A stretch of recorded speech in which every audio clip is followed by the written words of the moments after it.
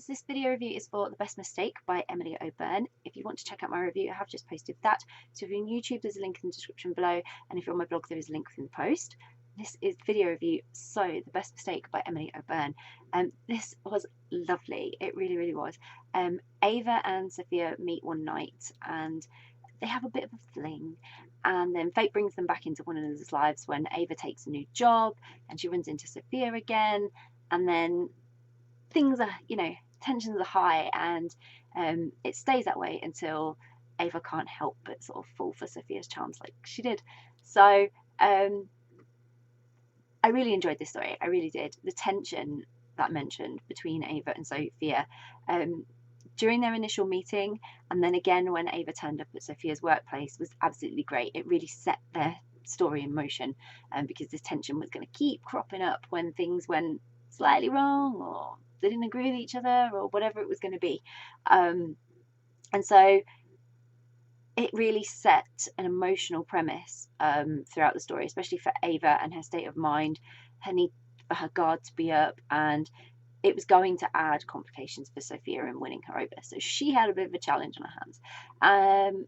But Sophia had charisma, she had charm, and she'd achieved it once. She achieved it that one night for that fling. So she, I had every faith she was going to do it again, and she would manage to really win Ava over this time, because they had this great spark between them. So for Ava, I then had all this admiration, because while she hesitated at things and was cautious, which is very much understandable, when we learn her story and what happened in the past and everything, it was completely understandable why she was taking those big steps back from just diving head in and just taking some experiences.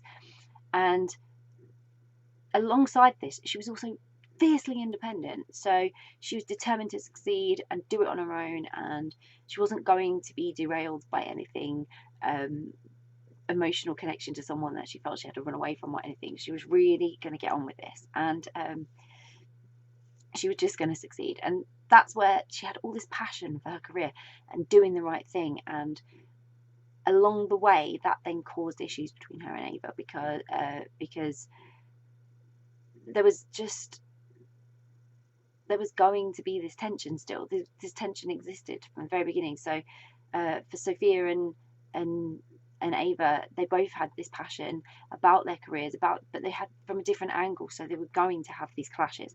And then that really turned up the drama between them, and then every time it got settled into a bit more, of a comfortable relationship with one another, it would unsettle again, because something career-wise would throw them, or something between them, a little bit of a disagreement. So they had a little bit of a bumpy ride, but it was completely understandable, because everything that Ava had been through, everything that Sophia was dealing with and trying to get her to come out of her shell a bit and be part of, it just meant that kept resurfacing.